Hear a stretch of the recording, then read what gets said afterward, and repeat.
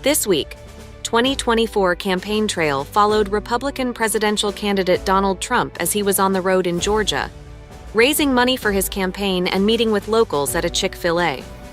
And President Biden, as he talked about efforts to boost support for family caretakers and provide relief for student loan borrowers. Also, a look at independent presidential candidate Cornel West's announcement of his vice presidential running mate. But first, a look at remarks from former President Trump, released on video by his campaign, calling for abortion policy to be set at the state level. And after that, reaction from Vice President Kamala Harris. Under my leadership, the Republican Party will always support the creation of strong, thriving, and healthy American families. We want to make it easier for mothers and families to have babies, not harder. That includes supporting the availability of fertility treatments like IVF in every state in America. Like the overwhelming majority of Americans, including the vast majority of Republicans, conservatives, Christians, and pro-life Americans, I strongly support the availability of IVF for couples who are trying to have a precious baby. What could be more beautiful or better than that? Today, I'm pleased that the Alabama legislature has acted very quickly and passed legislation that preserves the availability of IVF in Alabama. They really did a great and fast job.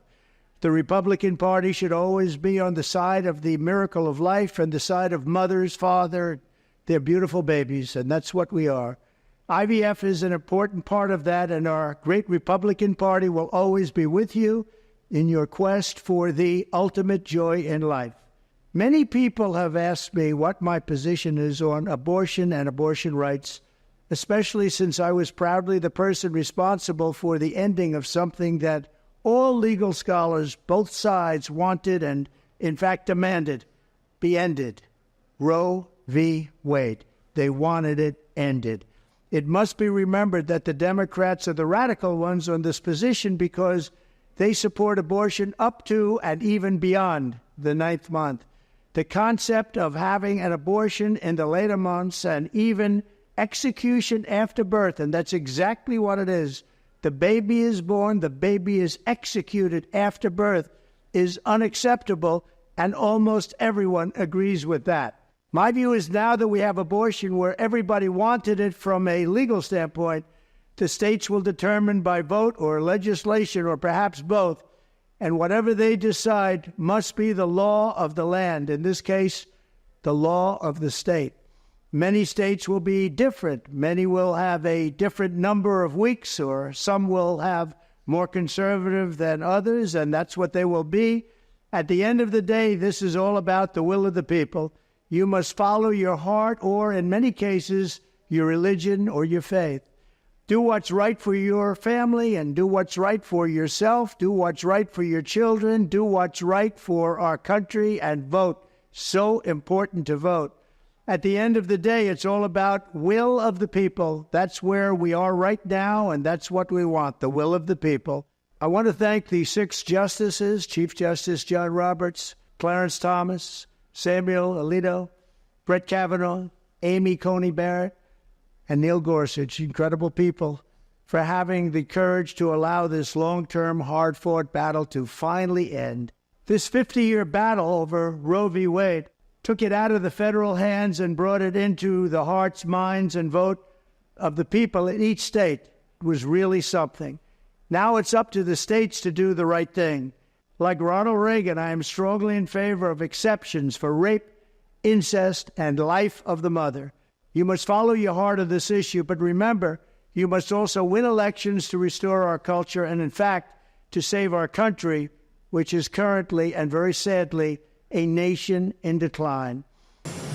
The former president, yet again, declaring how proud he is of his responsibility for overturning Roe v. Wade. He yet again said he's proudly responsible for overturning Roe v. Wade.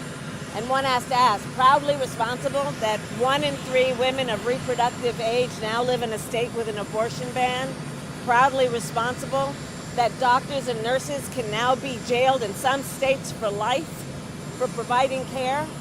Proudly responsible that states have passed bans with no exception even for rape or incest?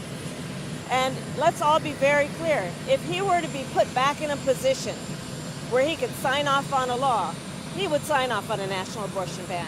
Let's be very clear about that. And that obviously makes the contrast between Joe Biden and Donald Trump quite clear. We are very clear, and Joe Biden has been clear. If Congress passes a law reinstating the protections of Roe v. Wade, Joe Biden will sign it into law. So we protect and we believe in a woman's decision and ability to make a decision based on what is in her best interest, not having her government tell her what to do. And we are proud of that position. Thank you. The Biden-Harris campaign intends to continue pushing the abortion issue as it seeks to shore up support from voters, particularly in states where restrictive new laws have been enacted. A new Emerson College poll of Florida voters showed a majority, 57%, thought a new 6-week abortion ban was too strict. Former President Trump held a number of fundraisers this past week, including one in Palm Beach, Florida, that raised more than $50 million in a night. Next, former President Trump's remarks going into that fundraiser. It's going to be a very spectacular evening, and people are just wanting change. Rich people want it, poor people want it, everybody wants change. Our country is really doing poorly. We're a laughing stock all over the world, and we're going to get that change very quickly. And this has been some incredible evening before it even starts, because people, they wanted to contribute to a cause of making America great again, and that's what's happened. We're going to make America great again. Everyone knows it. The election's going to be in now a little more than 6 months, and it's going to be the most important, I believe, election we've ever had. I think it's going to go down as the most important date in the history of our country. That's November 5th, will be the most important date in the history of our country. And thank you very much. Thank you very much for being here. The Atlanta Journal-Constitution newspaper reported a later lunch event in the Atlanta area was expected to rake in more than $5 million for Mr. Trump's campaign. Among those on hand for the event, former Republican Senators Kelly Loeffler and David Perdue, Georgia Lieutenant Governor Burt Jones, and Home Depot co-founder Bernie Marcus. Mr. Trump also visited a Chik-Fil-A location while he was in the Atlanta area. Next, some highlights from that stop.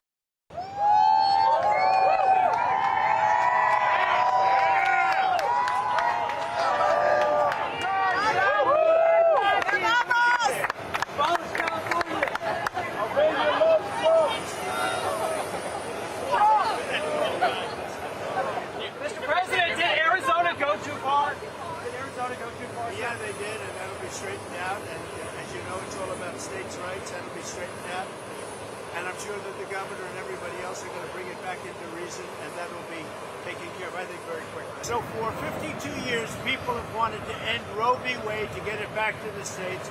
We did that. It was an incredible thing, an incredible achievement. We did that, and now the states have it, and the states are putting out what they want. It's the will of the people. New inflation numbers came out this morning showing inflation going up more than what economists were expecting.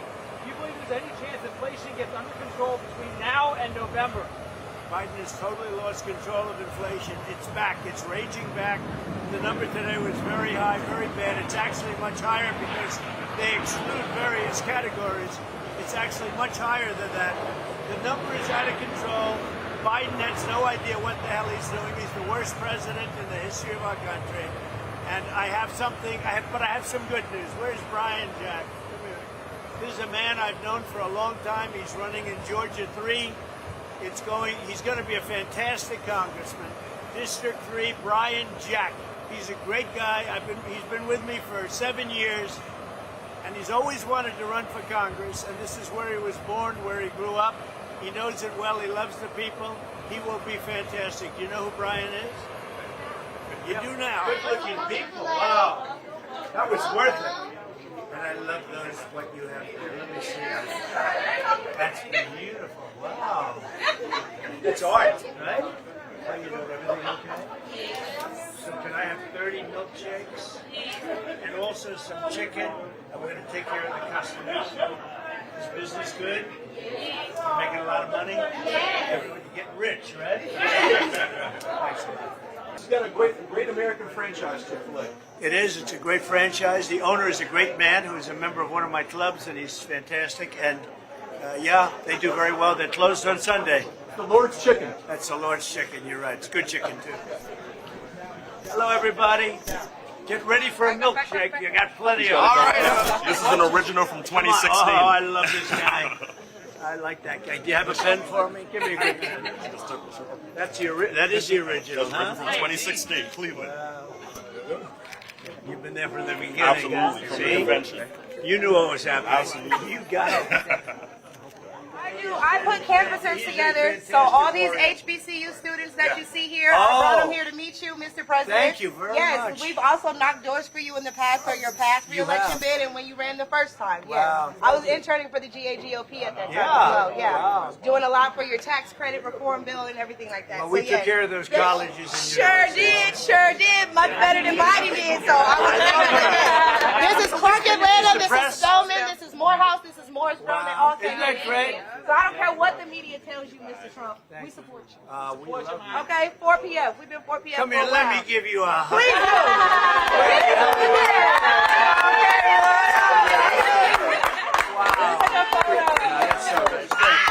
Thank you! Tell my mama I made it! You answered some questions about abortion, but do you think a doctor should be punished who perform abortions? I'll let that be to the states. You know, everything we're doing now is states and states' rights. And what we wanted to do is get it back to the states, because for 53 years it's been a fight. And now the states are handling it. And some have handled it very well, and the others will end up handling it very well. And those are the things that states are going to make a determination about. Okay? Why should the people of Atlanta vote for you? Because I've done more for the people of Atlanta than any other president by far. I've done more for the black community than any other president since Abraham Lincoln, and maybe including Abraham Lincoln, frankly, but since Abraham Lincoln. And it looks like our polling is very good in the state of Georgia overall, so we're very happy about it. But you see the support. It's been really something special. Thank you. Who you got for the Masters, Mr. President? The Masters. Who you got for? Well, I have a lot of guys. They're all friends of mine. Every one of those players is a friend of mine, so I better not pick. But you have some great ones, and you're gonna have some. It's gonna be some competition. You're gonna have some. Dustin's been great. He's playing great. Rory's playing great. They're all playing great. The fact is, they're very good golfers. The Masters is this weekend, and it's going to be special, and it's right around the corner, right? It is. Have a Thank good you, time. Brad. Thank you. Thank you, Brad. Thank you very much. Thank you. This month marked the beginning of the second fundraising quarter of the year, giving reporters and analysts a chance to look back at how the campaigns fared in the first quarter. USA Today reported President Biden and the Democrats had more than twice as much cash on hand as former President Trump and the Republican National Committee. Next, a conversation from our Washington Journal morning program on some of those numbers. One of the things that I know you've been tracking is the all-important money race when it comes to election 2024. What's the latest on fundraising numbers for the Joe Biden and Donald Trump campaigns? Right. So the Biden campaign announced this weekend that they entered April with $90 million on cash on hand. Or they raised $90 million in March. That's a huge total and comes as the Biden campaign in DNC has already had a huge cash advantage over former President Trump and the Republican National Committee. The DNC and Biden campaign was boosted this month by two big fundraisers. Biden got a huge grassroots fundraising surge after his kind of fiery State of the Union address early last month. And he also hosted a kind of star-studded fundraiser with former Presidents Clinton and former President Barack Obama last month in New York that brought in $25 million and was what the campaign said was the largest political fundraiser of all time. Important, though, this weekend, the Trump campaign hosted a fundraiser at his home in Mar-a-Lago where his campaign said he raised $50 million. That's obviously a massive, massive total and is really crucial to the Trump campaign's fundraising. As, like I said, they have been lagging the Biden campaign and DNC in fundraising through this entire cycle so far. And so it's certainly going to give the Trump campaign a boost and kind of also sends this strong message that the wealthy Republican donors are starting to line up behind Trump as he looks ahead to November. You mentioned two kinds of fundraising, grassroots fundraising and then the big dollar star-studded events.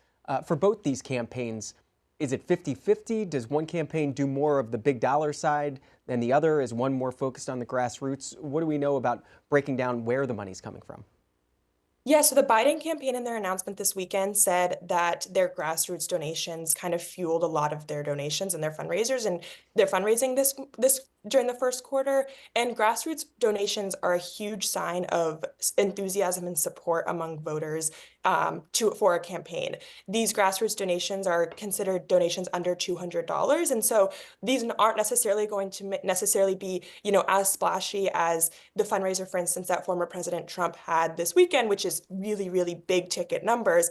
But at the same time, in November, kind of what matters is these voters who turn out. So the grassroots donations are a key sign of enthusiasm for a campaign. And both Biden and Trump are appealing to these grassroots donors.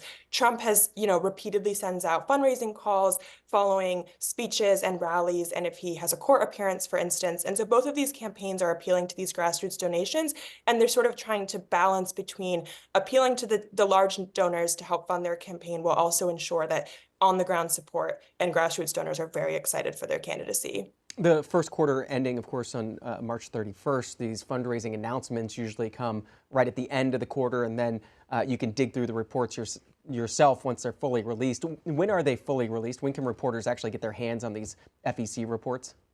So those are coming at the middle of April, and also later this month. Something that's interesting, the joint fundraising committees will also be required to file their public filings with the FEC. And so that will be the first time that we have a very good look at Trump's joint fundraising committees, because these candidates raise through a various number of vehicles for fundraising. And so I think that will be a first real look at sort of Trump's money across his various committees.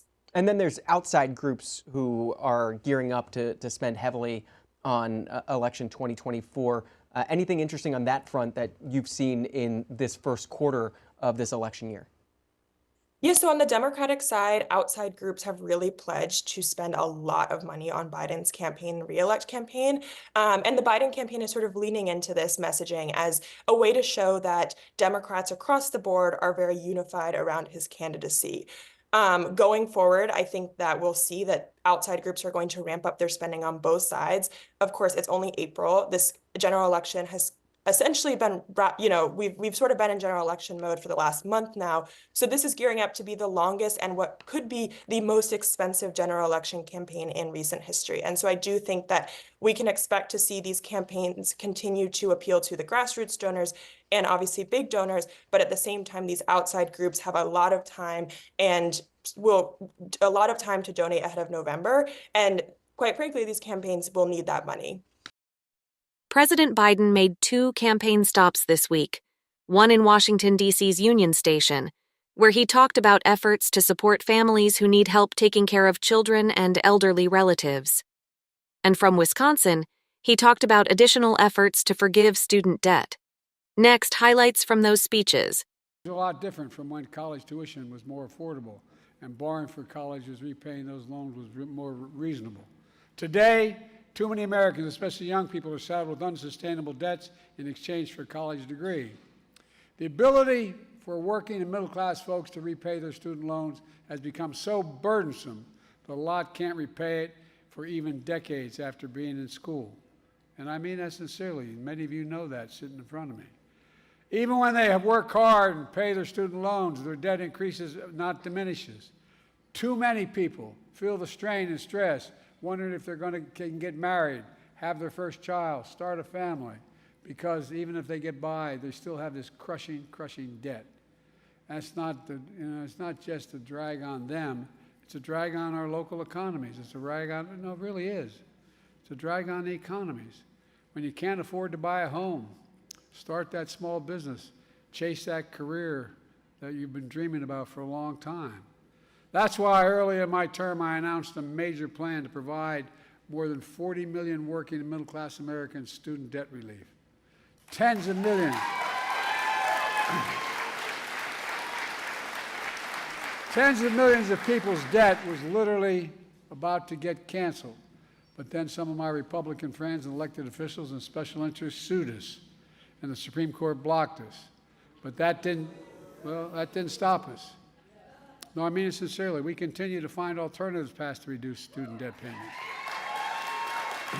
Today, I'm proud to announce 5 major actions to continue to relieve student debt from more than 30 million Americans since I started my administration. First, my administration will propose a new rule to cancel up to $20,000 in runaway interest for any borrower that owes more now than when they started paying the loan. That's a big difference. And for low and middle class families enrolled in my SAVE program, we'll cancel all of your interest, all of your interest. Second, we plan to cancel student debt for borrowers who still owe student loans even though they started repaying them more than 2 decades ago. Folks, third, we plan to cancel debt for about 2 million borrowers who would be eligible for debt forgiveness through the SAVE program, public service loan forgiveness, or other debt canceling programs, but are not enrolled in these programs. Some of you are only finding out after the fact, as you're a teacher, a firefighter, a cop, that you qualify, but you just didn't know about it before. And now but you're eligible no matter how long you've been out of the program. Fourth, we plan to cancel debt for borrowers who the Department of Education determines were cheated by universities that left students on unaffordable loans and delivered little in benefits to students. And you know one of those colleges was closed. I won't mention it. And finally, the Department of Education will propose a new rule to cancel student debt for Americans facing financial hardships, from child care to health care, to prevent them from paying back their loans. And over the coming months, the Department of Education will propose and then implement these plans. And starting this fall, we plan to deliver up to $20,000 in interest relief to over 20 million borrowers and full forgiveness for millions more. Look, you care workers represent the best of who we are as Americans. Oh, you really do. We look out for one another in America. We leave nobody behind. Nobody behind. And you've said all the heroes and the lives you've talked about. Well, you're our heroes. You're the heroes to so many individuals. You really are. And you represent so many people who do it, and do it out of love and concern, not because of the pay, because they're not getting the pay they need. It matters. As your president, I'm here with a simple message. I give you my word. I have your back. I have your back. If we want the best economy in the world, we have to have the best caregiving economy in the world. We really do. They're not inconsistent. They're consistent. But the cost of care is too high, and pay for care workers is much too low. For working families with small children, we're going to guarantee affordable quality child care. Most families, from our plan, most families will pay less than $10 a day per child, saving millions of folks as much as $7,000 a year. That's a lot of breathing room for young families who need it badly. We'll also restore the expanded child care tax credit, lifting millions of children out of poverty. And by the way, this helps the economy. It doesn't hurt it helps the economy. You know, our Republican friends let that expire. Well, we got to expire a couple of them politically in order to get this passed. Together, we're going to bring it back. Second, seniors and people with disabilities, we're going to expand Medicaid home care services and reduce that 700,000 person backlog. That'll mean more folks can live and work in their own communities with dignity and independence. More home care workers will start getting a better pay and benefits and dignity they deserve.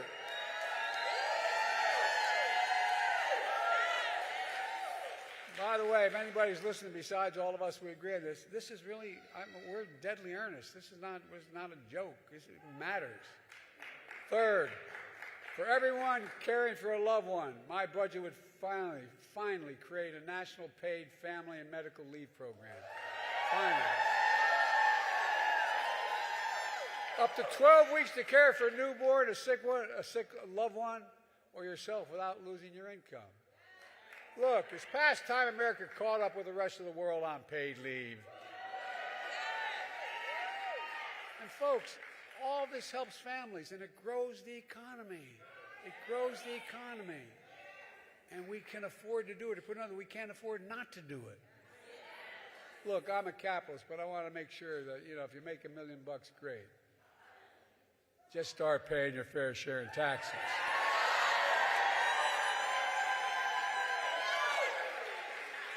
But let me ask you, does anyone here think this tax code is fair? Raise your hand. I don't either.